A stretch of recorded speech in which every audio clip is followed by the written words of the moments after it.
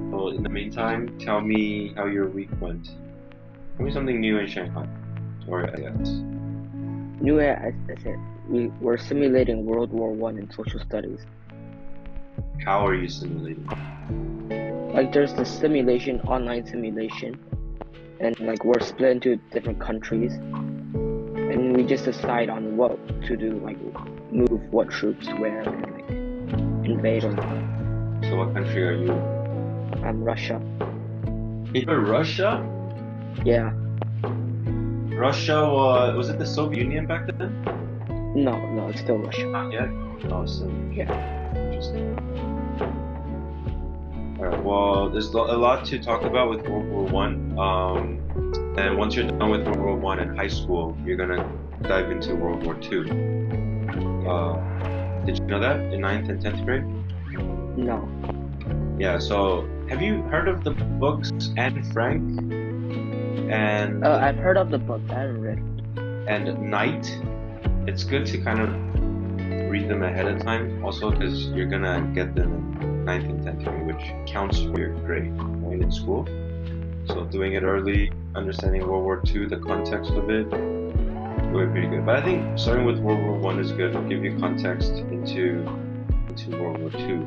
The one big question your teacher should be talking to you guys about is who is to blame for the start of World War One? And I guess the simulation will further help you understand that what is the answer to that question? Who's to blame? Yeah, who's to blame for World War One? We've talked about like the events that led up to World War One. Like we didn't really talk about who's to blame. Yeah, but then if the events are leading up to World War One, who's the main character? Who's the main player? Technically, it would. Wait. What country that was? I mean, I know the event. But like, no, so just take a step back so I can give you a better this. Now, most people who study history and go through the textbooks will have the basic answer.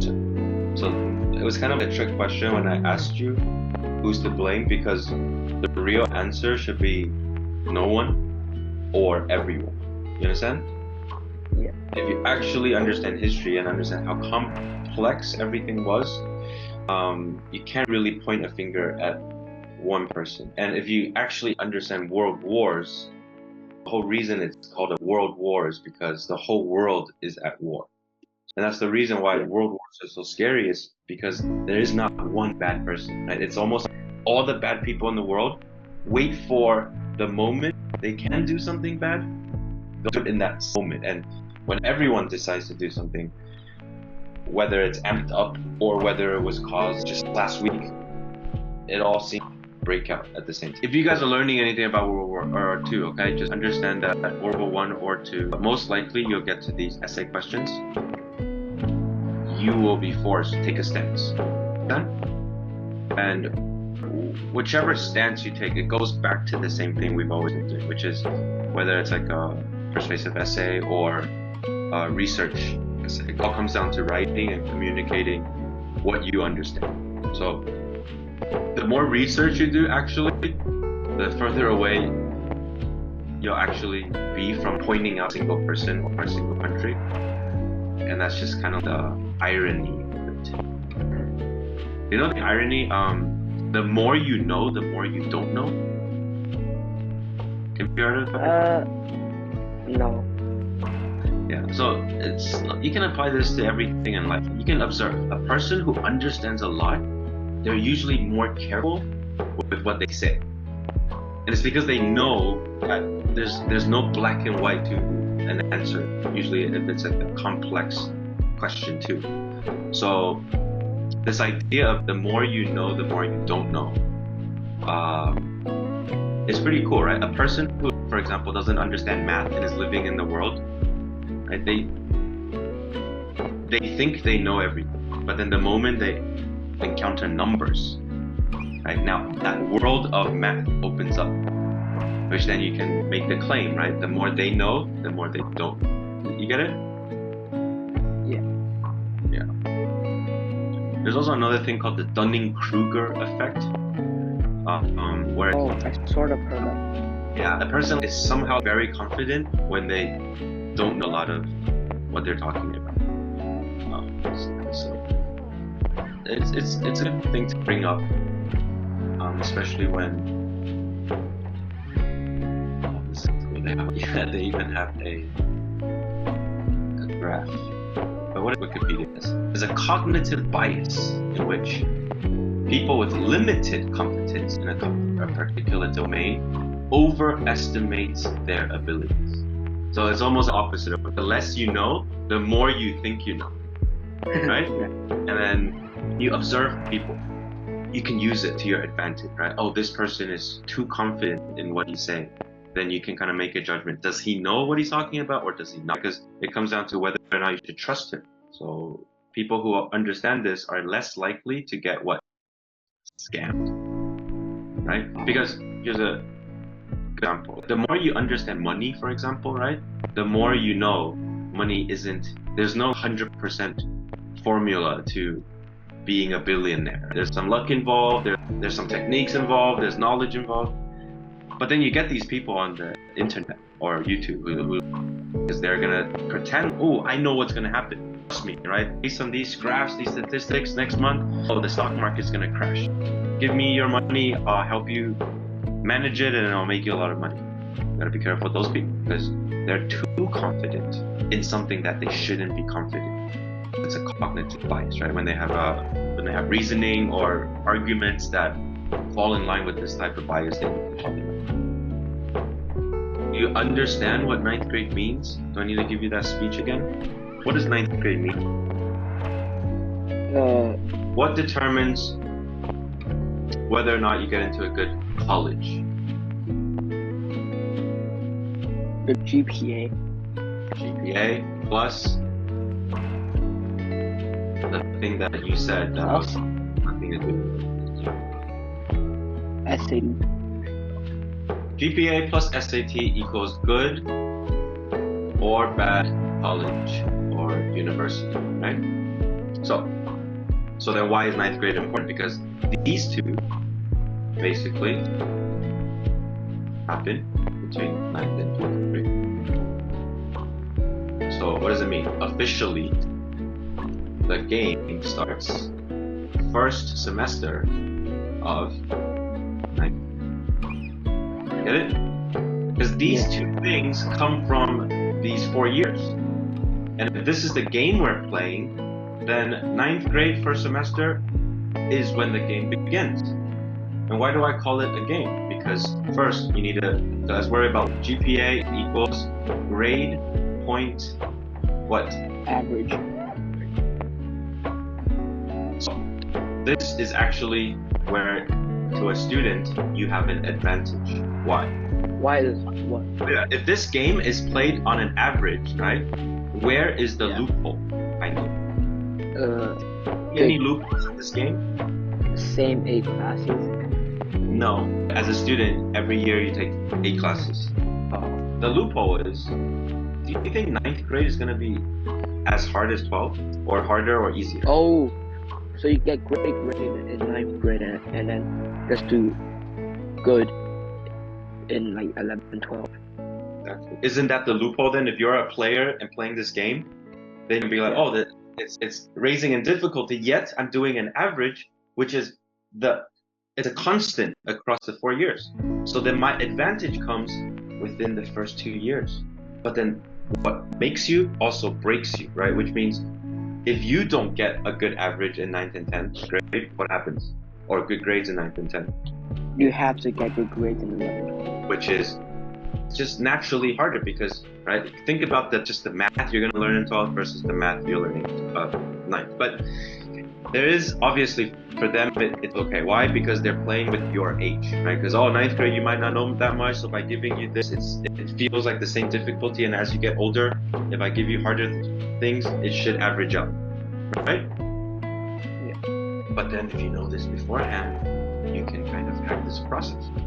So this is why I want to talk to you about this, and this is only half. Again, we go back to the first thing. GPA plus SAT equals good or bad college. So let's say you take care of the GPA, which is a hard thing because it spans across 4 years, can you get a high SAT score? Now, why do I say ninth grade is important? Because in ninth grade, what happens? Instead of the math SAT. is replaced by no PSAT.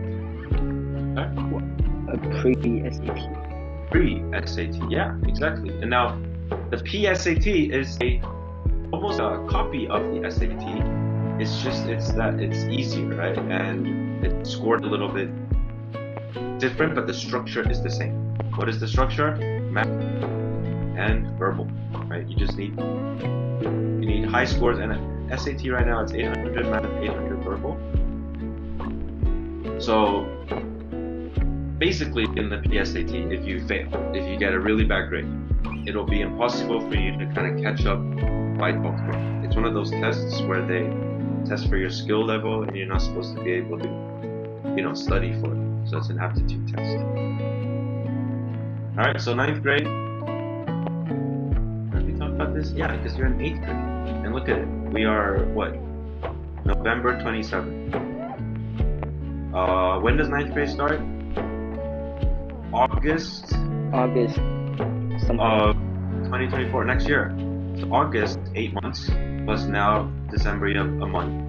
So yeah, the clock is ticking down, right? You have 9 months total before you're thrown into the Hunger Games. It's literally the Hunger Games of school, because not everyone's gonna get A's, and not everyone's gonna get a good SAT score. And if everyone did, then there's something wrong. You understand? The only reason A's worth so much is because why? It's hard to get. Well, not really. It's hard to get, yes, but the reason why is because people can get F's, right? Yeah. It's because F is a possibility that it makes There are A worse possibilities. Yeah, that's why, because everyone's rich. What's the value of money? It's because in our world, most people don't have money. And so when you have money, there's your value. Underestimate how hard this game is going to be, because everyone is trying to get the A's, right? And you have to understand, your teachers have to give some people best scores. Otherwise, A's don't mean anything. So you don't want to be in that group where you just need to juxtapose in order to show how good the other student is. You should be the one where the teacher sees at the bar and sees everyone else below it, so then you get that A. Obviously, it's easier said than done.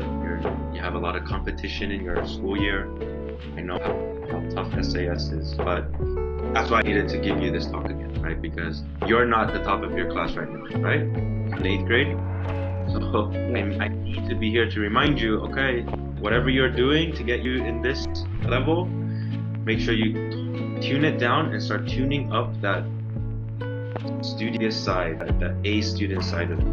Everyone has it. It's just whether or not you to live your life like that. You can be an A student now, but you probably have to shut yourself in a room for 24 hours with books, no cell phone, no computers. It's almost like impossible, right? But can you do it? Yeah, you can do it, but are you willing to sacrifice that?